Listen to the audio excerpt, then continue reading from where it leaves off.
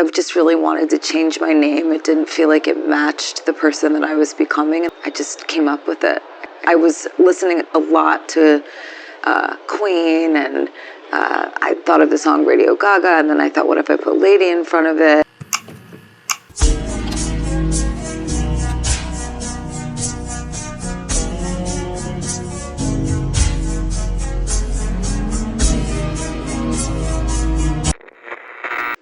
My earliest memories as Gaga were like so powerful because they were like formative and free. And then my career was such a blessing, but as it took off, I think the way that like other people related to me as like a superstar, like not that I didn't want to be one, but like almost something outside of the artistry. Lady Gaga. I don't know. It's funny. People say to me, where do you want to be in 5 years? Or what are your goals? My goal is to be right here. It's like this moment, what we're doing right this second, it's to have a career. It's to be working in music, making music. I love writing for other artists. I love working with new producers. It's just endless, and I want to inspire people. The record's called The Fame, but it could be called like The Inspiration, to be like cheesy, you know? I mean, it's really me like wanting to inspire the world with an idea. It's an idea. I happen to be great at music. I'm better with ideas. It's whatever you want it to be. It's a complete body of work. Each song represents a definite, true part of myself. So if it's definite and true, whether I add 4 or I take 4 away, I'm just being dishonest. So the album in itself, The Fame Monster, is the yang to the yin of The Fame. It's finished.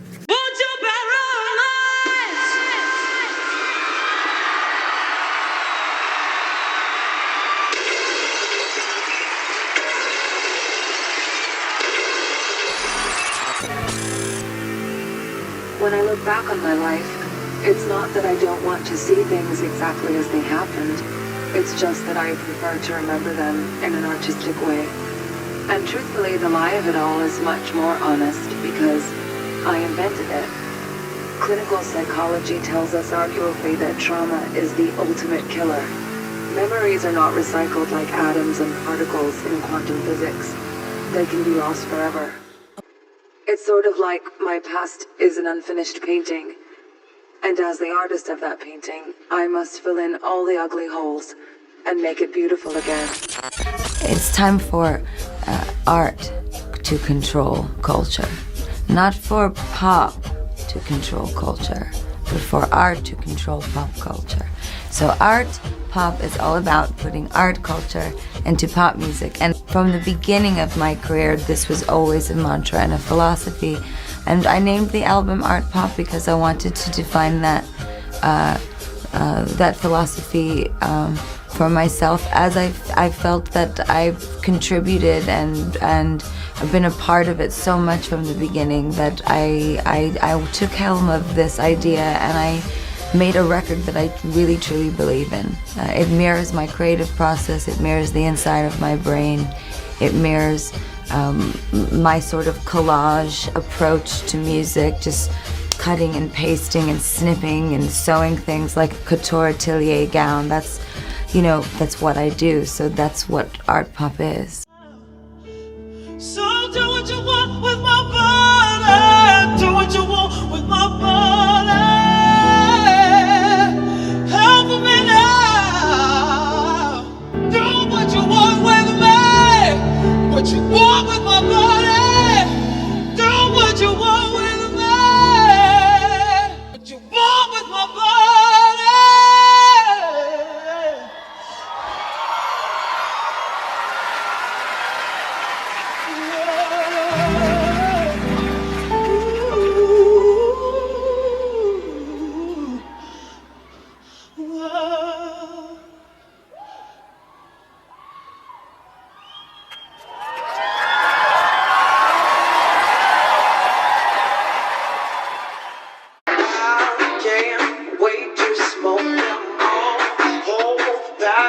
I think that when people see me with less makeup on and less of what I was doing before, it's less now, but I don't know that you can put a label on growth. I'm just me, just growing up. I'm 30. It's just what I want to do now. Joanne is my middle name, and it's the middle part of me. Transformation through music is one of the most beautiful gifts. You learn about yourself when you write music. You learn about your family. You learn about your friends. You learn about your relationship with the world. Super Bowl 51! After dancing young love for sale. Talented, brilliant, incredible, amazing, show-stopping, spectacular, never the same, totally unique, completely not ever been done before, unafraid to reference or not reference, put it in a blender, shit on it, vomit on it, eat it, give birth. For during this time, I was like, you made me Lady Gaga. My biggest enemy is Lady Gaga. That's what I was thinking. My biggest enemy is her. What did you do? All the time it's about you. And your outfits. Look at your outfits. Why you gotta be like that? I am also just a person. And what happened, I think, with me and this album is on a subconscious level, I was experiencing joy, while consciously I was experiencing an immense amount of depression as a result of this objectification, a lack of feeling like a human. I've developed a fear of the public, but not a fear of people. I love people. Nostalgia is the most powerful drug in the world. It's right up there with love. Both of these things can cloud our judgment, color past memories as something greater than they really were, so on and so forth. When I think back on my early teenage years, circa 2010, Lady Gaga was everywhere. She wasn't just an artist I admired, she was the artist that defined a formative period of my life. I've been a diehard Lady Gaga fan from the very beginning.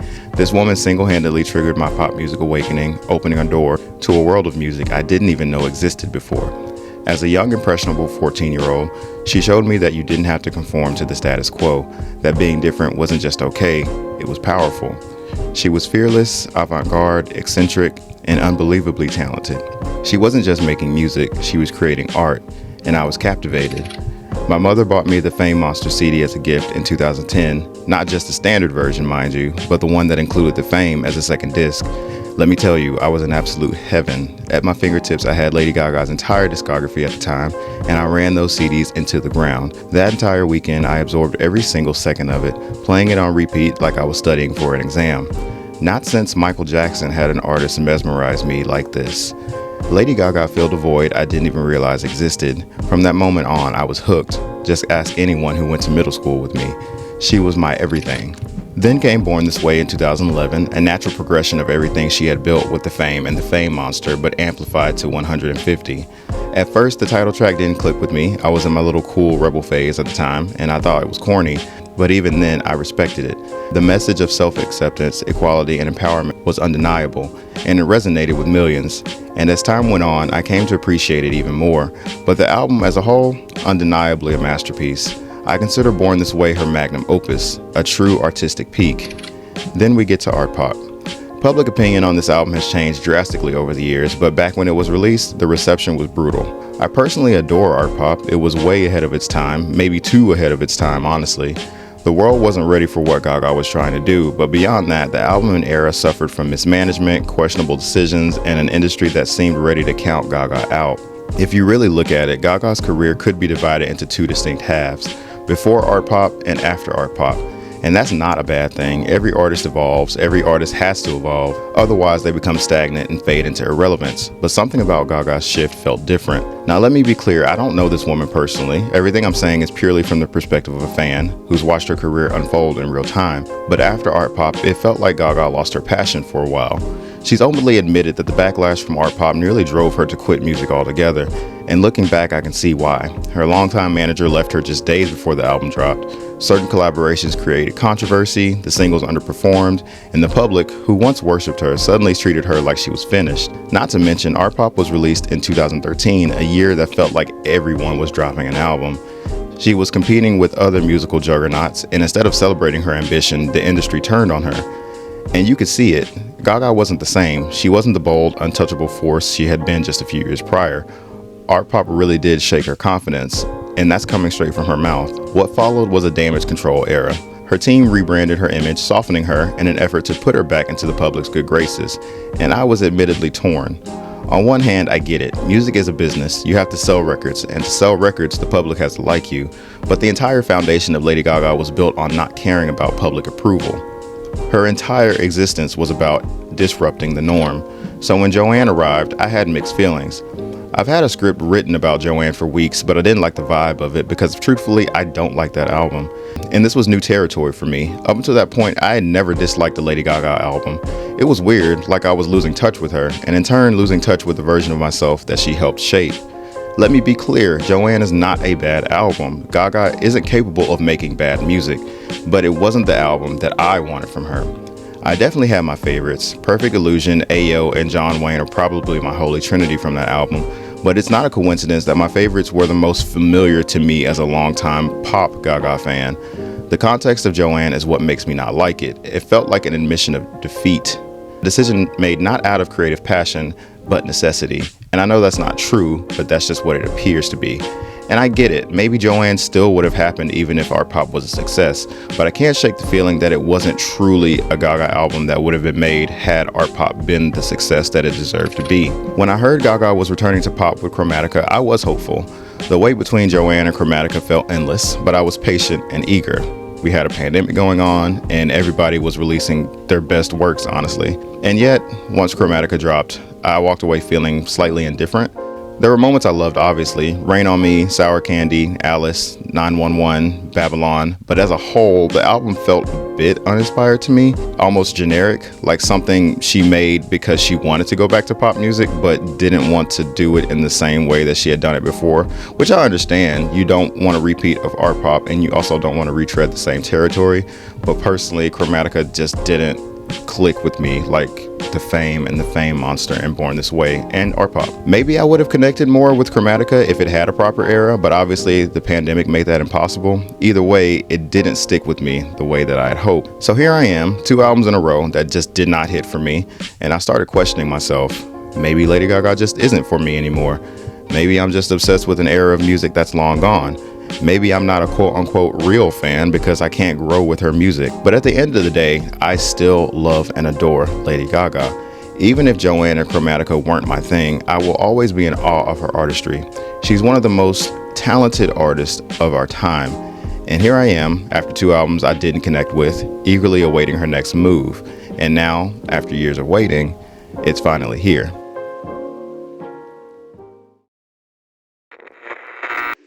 That the thing that was most important to me was being a student of music above everything else.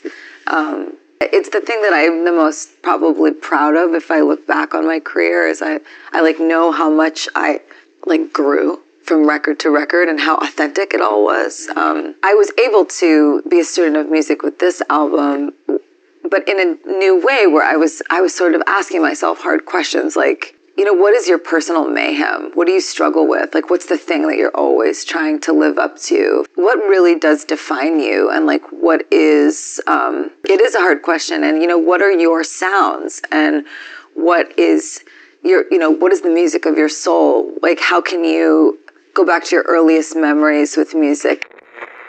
As I sit here in my 5th hour of editing this video, locked away in my room while Lady Gaga's latest album is playing on repeat, I suddenly realized I was doing the exact same thing back with The Fame Monster on my MP3 player back in 2010. It was an oddly full circle moment for me as a Lady Gaga fan.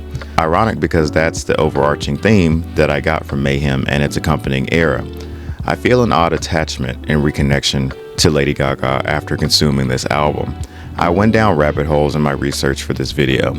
She kind of fell off my immediate radar during the Joanne and Chromatica eras. I hadn't been quite as in tune with her during those periods, but in my viewing of a lot of her interviews, I was surprised that she spoke extensively about how she'd gone through many periods of unhappiness with just how big of a figure that Lady Gaga had become. The name Lady Gaga became bigger than her as a person. She was exhausted. And considering how hard she worked to make it and how massive she had become as an artist, I can't say I blame her. With Mayhem, Lady Gaga has created quite an interesting full circle moment in her career. Her debut era was built on the principle of uplifting and glamorizing the idea of fame, but as she grew as an artist, the idea of fame became twisted and ugly and overwhelming. Art Pop was artistically her most ambitious project yet. She started hyping that album nearly 2 entire years before it came out, but as the Art Pop era began, Gaga's team began to crumble.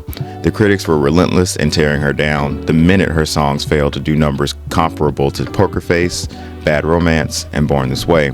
With Art Pop, Gaga went the most above and beyond with her creative ambition and was more or less punished for it. She spoke in one interview about how she contemplated quitting music altogether. Her confidence was shaken. She began to hate fame. She began to hate Lady Gaga. The same girl who once reveled in being beautiful, dirty, rich now loathes the very idea of all of it. Mayhem rejects the very idea of fame. Lady Gaga will always be famous. There's simply no way to change that. But with this album era and even her current state of mind, Gaga has finally reached a new place of comfort with herself and her fame. Perfect Celebrity presents this idea bluntly, being a raw and self-reflective song where Gaga charges her anger and frustration toward both the industry and herself. She describes how it feels to live in several different disguises at once as she examines the emotional struggle between herself, Stephanie, and her public character, Lady Gaga. The song outright ridicules the concept of fame itself while also raising concerns about her motivations. She doesn't necessarily regret becoming famous.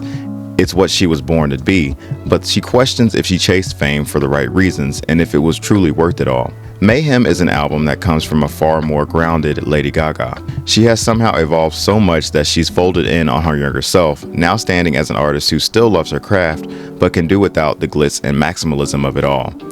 Mayhem showcases a Lady Gaga that has found her confidence again. She's not boxed in by any thematic restraints this time around, and I really think that that's what Gaga's music have been missing for me during her last 2 main eras. The Fame Monster, Born This Way, and Art Pop all possess a wider variety of sounds and vibes. You had your conventional pop songs, the non-conventional ones, slower piano-driven ballads, rock-driven ones, experimental sounds. Joanne, being a stripped-back record, is by nature going to be far more limited in what makes the record and what doesn't. Its country, rock, and Americana nature boxes the album into a much smaller space. I'll use an analogy. You and I could exist comfortably on Joanne the album, but Joanne the song would feel horribly out of place on Born This Way. And please don't think I'm saying that an album has to be varied in its sound in order to be good. I just personally believe Gaga is at her best when she's more experimental and varied in her sounds. Her albums always work best when they have a concept that allows for experimentation with different sounds, rather than a concept that is boxed in by certain genres. Chromatica is an album that is very derivative. Much of its production could have been given away to anyone else and it would sound the same. It adheres to its strict, dense house production, and it makes the album cross that line from cohesive to sounding redundant. Chromatica gives the impression of someone who wasn't as confident in their craft as they once were. Heartbreaking, considering just how unbelievably bold she was in the earliest parts of her career. Again, Lady Gaga cannot put out a bad album, but I do believe that Chromatica could have been much better. Mayhem rebounds exponentially for me. It sounds incredibly cohesive while also giving itself room to dabble around with different sounds and moods. I was not expecting this album to be so musically rich. I don't know if it was intentional, but leading the era and album with 2 relatively familiar songs for Gaga, then having the rest of the album sound nothing like them is pretty genius. The kind of genius that made me fall in love with Lady Gaga in the first place. For the purpose of this video, I am treating Disease as the lead single because that's what it was clearly meant to be, despite Die With a Smile being released prior to it. The album and era begins with Disease. Gaga describes the song as a reflection on her ongoing battle with her inner demons, chaos, and self-doubt. She acknowledges feeling trapped by her own struggles, but recognizes that no matter how much she tries to escape them, they will always be a part of her. Rather than running, she has learned to confront and integrate these darker aspects of herself, embracing them as essential to her identity. Through movement, music, and perseverance, she finds strength and control over her own narrative, ultimately saving herself by continuing forward. She's shaking off the lack of confidence that initially shook her. Abracadabra continues the theme of confidence, being about tackling those challenges and how the world can mirror those feelings back to us. Gaga wanted to dig into what it means to truly thrive instead of just getting by every day. She's fighting to get back to a sort of comfort in her own skin. For a moment, she forgot who she was, but she reunites herself perfectly on a song that fittingly sounds like the love child of Born This Way and Art Pop. Abracadabra is quite honestly a career highlight for her. A good bit of this album is a career highlight for her, honestly, but I personally have not had a Gaga song on this much heavy rotation since the first time I heard Telephone on the radio. Garden of Eden showcases a playfulness that is very reminiscent of the Fame era Gaga. Despite rejecting the philosophy of the Fame, Mayhem shares many interesting parallels with that record. It references the Fame in many ways through both its sounds and themes, almost like it's taunting its older sister album for glamorizing a concept that it loathes. Also, this really isn't thematic, but the Fame has Love Game and Summer Boy, while Mayhem has Love Drug and Zombie Boy. I just thought that was cool. Mayhem contrasts the Fame in its sound, being a very aggressive, rugged, and hard-edged sounding record, while the Fame had a very bejeweled, glamorous, and pretty sound to it. Just looking at both album covers, you can see how each record is the antithesis of the other. Can't Stop the High exists in different spots on the album's track listing depending on how you consume the album, or perhaps not at all if you stream like me. But regardless, it's a definite highlight of the record, encapsulating the essence of Mayhem with its electro-grunge sound. It's definitely a favorite of mine that I am baffled was relegated to bonus track status. And speaking of bonus tracks, Kill for Love absolutely left me floored. I thought my Spotify had started playing Thriller for a second. There's a groove on Mayhem that I was not expecting at all. I personally was expecting a purely grunge rock vibe with a few dance tracks thrown in here and there. So of course, when songs like Kill for Love and the absolutely infectious Zombie Boy came on, my jaw was on the floor. I never once doubted Lady Gaga's versatility, but I am genuinely shocked at how well she sounds on this record. Zombie Boy needs to be the next single without a doubt. I wouldn't mind getting more of this from Gaga. Vanish With You is one of the more underrated ones here. I don't see many people talk about it. It's probably my most played non-single here, tied with Zombie Boy. Vanish is a beautiful but also slightly groovy love song that talks about Gaga wanting to become one with her lover, disappearing into them. She really loves that man down, y'all. It's so lovely to see, honestly. The funny thing about Mayhem is that the album doesn't entirely sound like how it looks. The visual aesthetics for the record give the impression that it's a purely harder-edged record, but this is ironically probably Gaga's happiest album literally since her debut. The Fame Monster and Born This Way boasted darker aesthetics, especially favoring black and white for their promotional art and material. Joanne was very reflective and lighthearted, but not necessarily happy. She was soul-searching. And Chromatica, while on the surface seeming like a happy record, is actually only really upbeat in its production, as the lyrics are actually pretty somber and self-reflective. She's still searching for happiness and peace, but is somewhat masking it here. Mayhem has Gaga talking about unconditional love in the most blatant way consistently in her entire career. Blade of Grass was inspired by a deeply personal memory with her fiancé, Michael Polanski. Before he actually proposed, they had a conversation in their backyard where he asked how she'd want him to propose. Gaga playfully responded that he could just take a blade of grass and wrap it around her finger. That simple yet romantic moment stayed with her, inspiring the song. When he later proposed for real, he gave her a green bands along with a ring, making the sentiment even more special. Blade of Grass is fittingly followed by the album's closer and lead single, depending on who you ask, the smash hit Die With A Smile. It marked the comeback single for both Bruno Mars and Lady Gaga, who had both not released any new material in a few years at that point. Die With A Smile is a simply gorgeous song, incredibly moving and unapologetic in its message of pure devotion to a lover until the bitter end. Bruno and Gaga both deliver the most heartfelt vocal performances I've heard in a very long time. It's a collaboration that I honestly never even thought of, especially considering at the infancy of both their careers, these two had absolutely nothing in common with their sounds and aesthetics. The way Die With A Smile speaks about one's last moments with their loved one is a fitting close to a surprisingly deep and rich album. Mayhem is an album that only gets better with every listen. The more I sit with it, the more layers I uncover, and the more I appreciate just how much depth and care Gaga put into this project.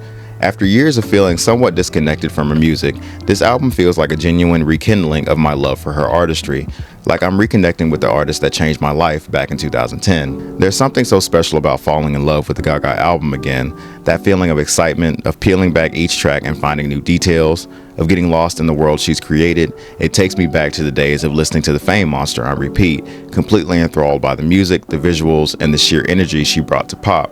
That's a feeling I hadn't experienced in a while, and it's honestly amazing to have it back. With Mayhem, Gaga has come full circle in the best way possible. It's an album that embraces everything she's learned, all the highs and lows of her career, and delivers something that feels both fresh and familiar at the same time. It's fearless, emotional, experimental, and most importantly, it feels like her.